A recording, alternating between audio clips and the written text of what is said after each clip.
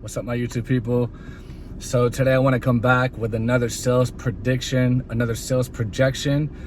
NF dropped his new mixtape, Clouds. He's got features from Hopsin on there. He shot a video for it. I thought the video, even though I wasn't a big fan of the song, for whatever reason, to be fair, I only listened to the song one time, but from that one time, I wasn't a big fan of the song, but the video I thought was really cool. How they like found Hopsin's face buried in the snow. Like, I just thought that was really interesting. So speaking about NF, I've actually been listening to him about 4 years now.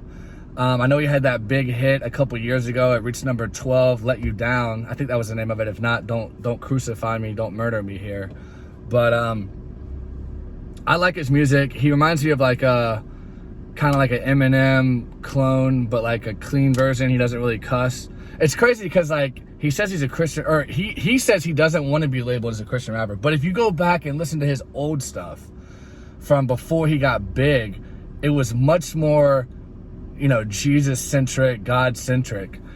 And then as he continued to climb up the ladder of the hip-hop industry, his music got more secular and more secular. I don't know if that was, you know, a conscious decision on his part. Not sure.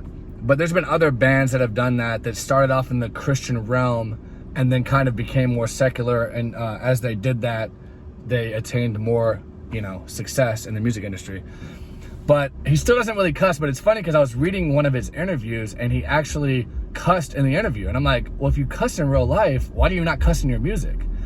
I just don't understand that. It's like, I don't know if that he's not being true to himself or he's scared to alienate his Christian fan base. I'm not sure on that.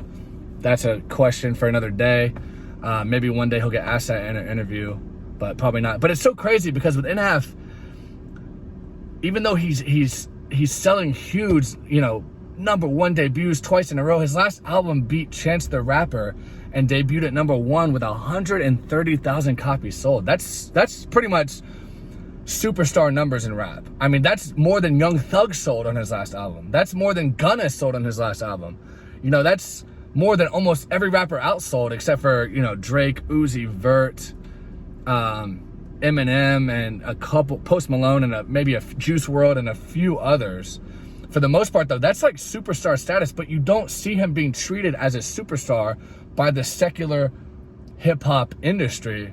I don't know if it's because he's white. My guess is that definitely has something to do with it.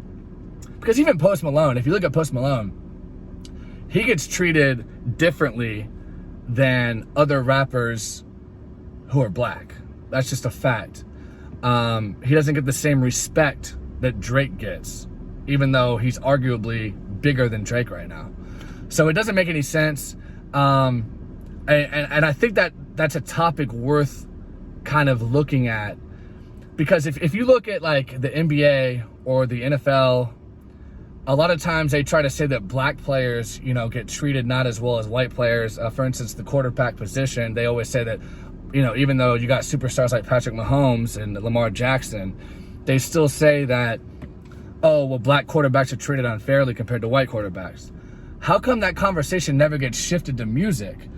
In a black-dominated industry such as rap, when a white rapper who's very successful, such as NF, you know, has a lot of success, they still treat him as a pariah or like someone that isn't owed that or doesn't belong in that upper echelon position, who beat Chance the Rapper, who gets way more respect and, you know, is talked about way more reverently than NF is. So I think that needs to change. I think NF deserves his respect.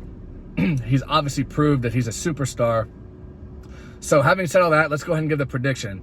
His last one sold 130,000 copies, but that was an album. He's specifically marketing this as a mixtape, and it only has, I think, 11 tracks. He does have some big features. This is the first time he's ever really branched out and done features. Usually he has like one female singer do a hook or something. He's never really worked with any other rappers such as Hopsin. So I think it's not going to sell as well as his last 2 albums for the simple fact that it has less tracks to stream, and also it's being marketed specifically as a mixtape. But I think it's going to do well. It's at #2 on iTunes right now behind Carrie Underwood, who's a superstar in country music. I think it's going to do about 60 to 75,000 copies in the first week. 60 to 75,000 copies in the first week. That's my prediction. Thank you guys so much for watching. Please subscribe if you haven't done that yet. Give me a like and let me know in the comments what you think NF is going to sell with this new Mixtape Clouds. And I'll be back at you guys later.